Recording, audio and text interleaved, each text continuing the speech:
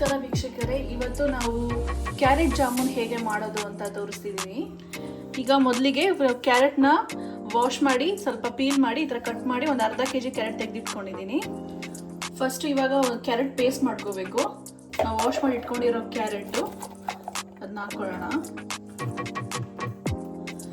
ನಾನು ಇದಕ್ಕೆ 300 gram sugar ತಗೊಂಡಿದ್ದೀನಿ. ಅರ್ಧ ರುಬ್ಕೊಳಕ್ಕೆ ಹಾಕ್ತೀನಿ, ನೆಕ್ಸ್ಟ್ ಅರ್ಧ ಪ್ರೊಸೆಸ್ಗೆ ಹಾಕ್ತೀನಿ.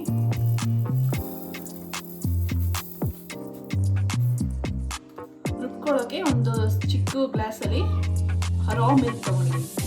ಇವಾಗ ಚೆನ್ನಾಗಿ ಪೇಸ್ಟ್ ಆಗಿ ರುಬ್ಕೋಬೇಕು.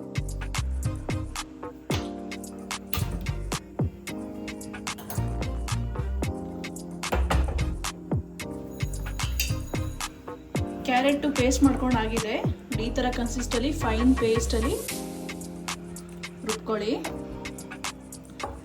ಇವಾಗ ಇದು ಕ್ಯಾರೆಟು ಚೆನ್ನಾಗಿ ಹಸಿ ವಾಸನೆ ಹೋಗೋವಷ್ಟು ಫ್ರೈ ಮಾಡ್ಕೋಬೇಕು. ಇದಕ್ಕೆ ಒಂದು 2 ಸ್ಪೂನು ತುಪ್ಪ ಹಾಕ್ತಾ ಇದ್ದೀನಿ. ಮೀಡಿಯಂ ಫ್ಲೇಮಲ್ಲಿ ಫ್ರೈ ಮಾಡ್ಕೋಬೇಕು.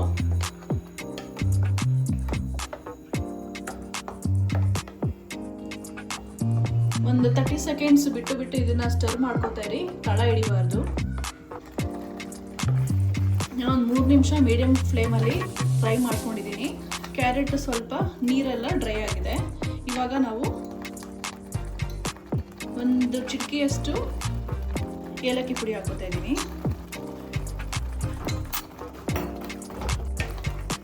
ಇವಾಗ ನಾವು ಇದನ್ನ ಉಂಡೆ ಮಾಡ್ಕೋಬೇಕಲ್ಲ, ಇದಕ್ಕೆ ಸ್ವಲ್ಪ 1/2 ಕಪ್ ರವೆ ಹಾಕೋತಾ ಇದ್ದೀನಿ. ರವೆ ಹಾಕಿದ್ಮೇಲೆ ಇದು ಚೆನ್ನಾಗಿ ಮಿಕ್ಸ್ ಮಾಡ್ಕೋಬೇಕು. ಮಿಕ್ಸ್ ಮಾಡಿ ಒಂದು 2 ನಿಮಿಷ ಮೀಡಿಯಂ ಫ್ಲೇಮಲ್ಲೇ ಫ್ರೈ ಆಗಲಿ. ಇದು ಗಂಟಿಲ್ದಂಗೆ ಚೆನ್ನಾಗಿ ಮಿಕ್ಸ್ ಮಾಡ್ಕೊಳ್ಳಿ.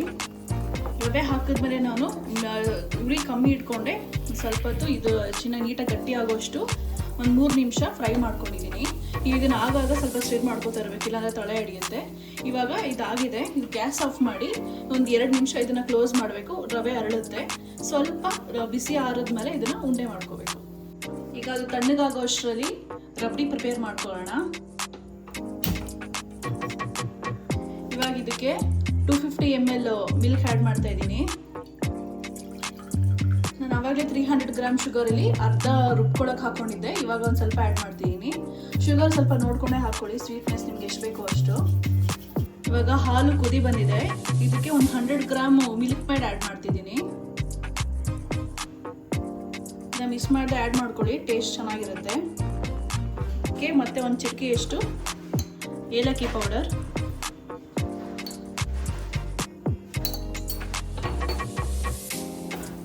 ಇದನ್ನ ಲೋ ಫ್ಲೇಮಲ್ಲೇ ಒಂದು 2 ರಿಂದ 3 ನಿಮಿಷ ಕುದಿಸ್ಕೋಬೇಕು. ಇದನ್ನು ನಾನು ಒಂದು 4 ರಿಂದ 5 ನಿಮಿಷ ಮೀಡಿಯಂ ಫ್ಲೇಮಲ್ಲೇ ಇದನ್ನ ಇದು ಮಾಡ್ಕೊಂಡಿದ್ದೀನಿ. ಇದು ರೆಡಿ ಆಗಿದೆ. ಇದು ಗ್ಯಾಸ್ ಆಫ್ ಮಾಡಿ ಇದನ್ನ ಒಂದು ಸ್ವಲ್ಪ ತಣ್ಣಗಾಗಿ ಬಿಡಬೇಕು. ಮಿಕ್ಸರು ಸ್ವಲ್ಪ ಬೆಚ್ಚಗಿದ್ದಾಗ ಕೈಗೆ ಸ್ವಲ್ಪ ತುಪ್ಪ ಹಾಕೊಂಡು ಈ ಥರ ಉಂಡೆ ಮಾಡ್ಕೊಳ್ಳಿ. ಇವಾಗ ಇದಾಗಿದೆ.